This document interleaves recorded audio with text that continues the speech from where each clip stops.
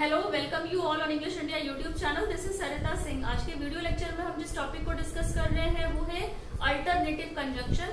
Conjunction की ही series चल रही है। कंजंक्शन को हम डिस्कस कर चुके हैं, इसकी डेफिनेशन को डिस्कस कर चुके हैं।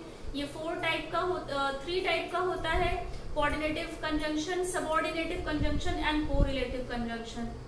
कोऑर्डिनेटिव कंजंक्शन को ही हम डिस्कस कर रहे हैं। ये भी 4 टाइप्स का होता है: cumulative conjunction, adversative conjunction, alternative conjunction and illative conjunction.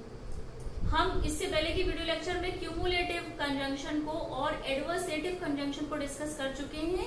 आज के वीडियो लेक्चर में हम कोऑर्डिनेटिव कंजंक्शन में जो इसके 2 रिमेनिंग के टाइप हैं, मतलब कि अल्टरनेटिव कंजंक्शन और इलेटिव कंजंक्शन, इसको डिस्कस करेंगे।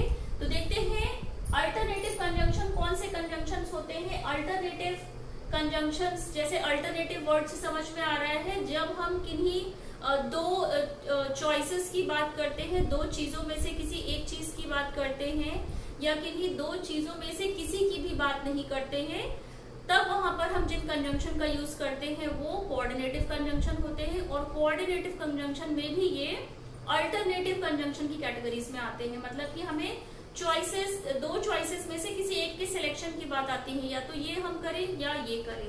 तो अल्टरनेटिव कंजंक्शंस की डेफिनेशन के according it expresses a choice between 2 alternatives. मतलब यहाँ पे जो 2 चीजें दी हुई होती हैं उसमें से हम चॉइस की बात करते हैं। एग्जाम्पल है इसका और, ईदर और, नीदर नॉर। तो यहाँ पर ईदर और ये दोनों ही कंजंक्शन है, नीदर नॉर ये भी दोनों कंजंक्शन है जो एक ही सेंटेंस में आते हैं, अदरवाइज और एल्स। तो नाम से ही हमें समझ में आ रहा है कि जब हम चॉइसेस की बात करते हैं, प्रेफरेंसेस की बात करते हैं, किन्हीं 2 सेंटेंसेस को उसके थ्रू जब हम कनेक्ट करते हैं तो वहां पर अल्टरनेटिव कंजंक्शन का यूज होता है। एग्जांपल देखते हैं, work hard you will fail. तो यहाँ पर या तो आप वर्क हार्ड करो, मेहनत करो, नहीं तो आप फेल हो जाओगे, यू विल फेल। तो यहाँ पर 2 अपोजिट बातें हो रही हैं कि या तो आप वर्क हार्ड करो, नहीं तो आप फेल हो जाओगे। जब हम अल्टरनेटिव कंजंक्शन से इसको कनेक्ट करेंगे सेंटेंस को, सेंटेंस फॉर्म होगा work hard else you will fail. तो आप ये ध्यान रखिए कि एल्स यहाँ पर अल्टरनेटिव कंजंक्शन की कैटेगरी में आया है। और ये भी बात ध्यान में रखिए कि जब हम 2 सेंटेंसेस को कंजंक्शन के थ्रू जोड़ते हैं तब सेंटेंसेस में किसी भी तरह का चेंज नहीं होता है, बट हम कंजंक्शन को ऐड करते हैं। मतलब यहाँ पर भी हमने वर्क हार्ड लिखा है, वर्क हार्ड यहाँ पर भी है, you will fail, you will fail. तो sentence same as it is रहेगा, बट हम उसको कनेक्ट करेंगे कंजंक्शन की हेल्प से। नेक्स्ट एग्जांपल है, you must pay the fine, you will be punished. तो यहाँ पर भी 2 सेंटेंसेस हैं, you must pay the fine, या तो आप फाइन को पे करो, यू विल बी पनिश्ड, आप पनिश्ड होगे। 2 सेंटेंसेस है, या तो आप जो आपका फाइन है उसको पे कर दो, नहीं तो आपको पनिशमेंट मिलेगी। 2 चीजों की बात हो रही है, कनेक्ट हमने करा है अल्टरनेटिव कंजंक्शन के साथ। You must pay the fine otherwise you will be punished. मतलब आपने अगर ये पे नहीं किया या आप जो फाइन है उसको पे करिए, नहीं तो यू विल बी पनिश्ड, आप पनिश्ड होगे। 2 चीजों की बात हो रही है, उन्हीं चीजों में प्रेफरेंसेस में से बात हो रही है कि आप ये काम जरूर करिए, नहीं तो ऐसा होगा। नेक्स्ट एग्जांपल है, you may take it, you may leave it. तो यहाँ पर भी ये बात हो रही है कि या तो आप इसे ले लो, टेक इट, या इसे छोड़ दो। तो यहाँ पर जब हम कंजंक्शन को ऐड करेंगे, एग्जाम्पल बनेगा इसका, you may either take it और लीव इट। या तो आप इसे ले लो या इसे छोड़ दो।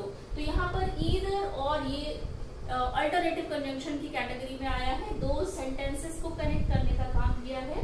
लास्ट एग्जांपल है, he is not good at studies. ये एक पूरा सेंटेंस है कि he is not good at studies, मतलब कि वो स्टडीज में अच्छा नहीं है, पढ़ाई में अच्छा नहीं है। He is not good at games, और वो गेम्स में भी नहीं अच्छा है, मतलब वो पढ़ाई में तो अच्छा है ही नहीं और वो गेम्स में भी नहीं अच्छा है। 2 चीजों की बात हो रही है। जब हम अल्टरनेटिव कंजंक्शन का यूज करेंगे, यहाँ पर सेंटेंस फॉर्म होगा, he is neither good at studies nor he is good at games. मतलब कि ना तो वो पढ़ाई में अच्छा है और ना ही वो स्टडीज में अच्छा है। सेंटेंस सेम है, सेंटेंस में किसी भी टाइप का चेंज नहीं होगा, बस हमें करना ये है कंजंक्शन को ऐड करना है। तो यहाँ पर नीदर और नॉर ये दोनों ही कंजंक्शन है, ये दोनों ही एक साथ ही आते हैं।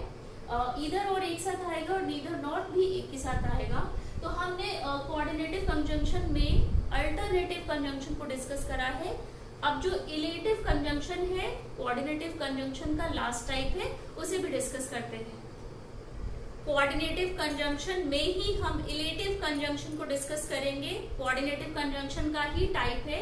इलेटिव कंजंक्शंस वो कंजंक्शन होते हैं that show that a fact और अ स्टेटमेंट इज इन्फर्ड और प्रूव्ड फ्रॉम अनदर। मतलब कि इन्फर्ड का मतलब हुआ जब हम ये अनुमान लगाते हैं या अंदाजा लगाते हैं, उसके बेसिस पे हम आगे की बात जब कहते हैं, उन सेंटेंसेस को जब हम कनेक्ट करते हैं आपस में, वहां पर जिन कंजंक्शंस का यूज करते हैं उन्हें इलेटिव कंजंक्शंस कहा जाता है। For, hence, therefore, so, consequently, ये सारे ही इलेटिव कंजंक्शंस के एग्जाम्पल हैं। एग्जाम्पल के थ्रू आप बेटर समझेंगे। पहला एग्जाम्पल है he is honest and good, he is respected by all. तो क्या है, वो जो पर्सन है वो ऑनेस्ट भी है और गुड भी है, मतलब ईमानदार है और अच्छा भी है। He is respected by all.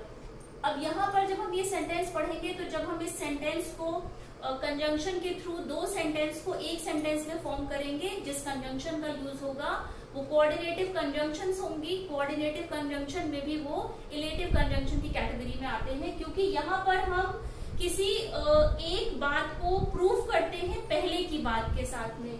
क्यों, वो ऑनेस्ट भी है और गुड भी है, इसीलिए रिस्पेक्टेड बाय ऑल है। क्योंकि वो ऑनेस्ट है, गुड है, इसीलिए सारे लोग उसकी रिस्पेक्ट करते हैं। कंजंक्शन के थ्रू हम सेंटेंस को कनेक्ट करते हैं।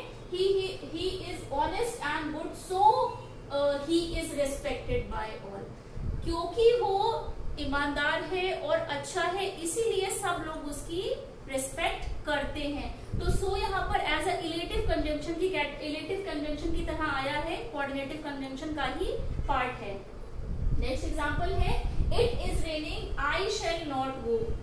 इट इज रेनिंग मतलब कि बारिश हो रही है, आई शैल नॉट गो, मैं नहीं जाऊंगा। तो जब इन दो सेंटेंसेस को हम कनेक्ट करेंगे आपस में, तो हम एक रीजन भी बता रहे हैं ना कि मैं बाहर नहीं जाऊंगा क्योंकि बारिश हो रही है। कंजंक्शन के थ्रू हम कनेक्ट करेंगे सेंटेंस को। It is raining therefore I shall not go out. क्योंकि बारिश हो रही है इसीलिए मैं बाहर नहीं जाऊंगा। तो क्योंकि हमने एक स्टेटमेंट को दूसरे स्टेटमेंट के साथ जब कनेक्ट किया है, तो दूसरा स्टेटमेंट हमको प्रूव कर रहा है कि ये ना करने का रीजन क्या है। जैसे कि यहाँ पर उसको सब रिस्पेक्ट तो कर रहे हैं, बट रिस्पेक्ट करने के पीछे का रीजन क्या है, क्योंकि वो ऑनेस्ट और गुड है। मैं बाहर नहीं जाऊंगा, रीजन क्या है, बिकॉज इट इज रेनिंग। तो देयरफॉर यहाँ पर ऐसे कंजंक्शन की तरह आया है। कोऑर्डिनेटिव कंजंक्शन में भी इलेटिव कंजंक्शन का एग्जाम्पल है। नेक्स्ट एग्जाम्पल है I heard a knock, there must be somebody at the door. मतलब कि ये एक सेंटेंस है, आई हर्ड अ नॉक एक सेंटेंस है, मैंने एक आवाज सुनी किसी के ठकठकाने की। There must be somebody at the door मतलब कि डोर पे कोई होगा। कंजंक्शन के थ्रू जब हम सेंटेंस को ऐड करेंगे, there must be somebody at the door for I heard a knock. मतलब कि कोई होगा बाहर क्योंकि मैंने दरवाजे पे खटखट की आवाज सुनी है। तो एक सेंटेंस को प्रूफ करने के लिए दूसरे सेंटेंस का सहारा लिया है, और यहाँ पर हमने इस दो सेंटेंस को कनेक्ट करने के लिए एक कंजंक्शन का यूज करा है।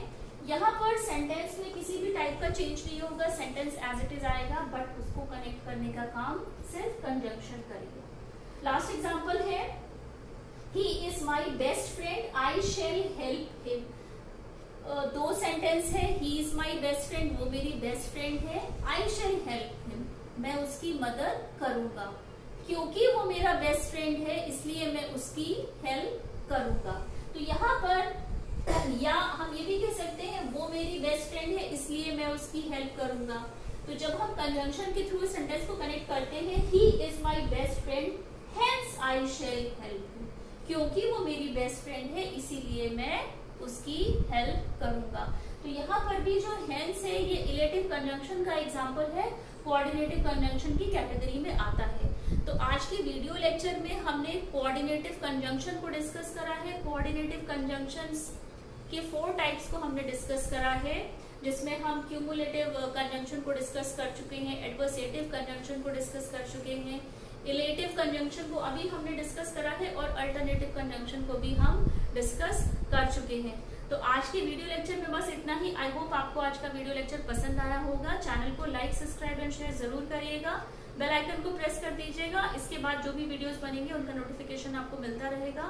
चैनल पर एक प्लेलिस्ट बनी है, वहां पे जाके आप प्रीवियस के वीडियोस देख सकते हैं। तो आज के वीडियो लेक्चर में बस इतना ही। Till then take care.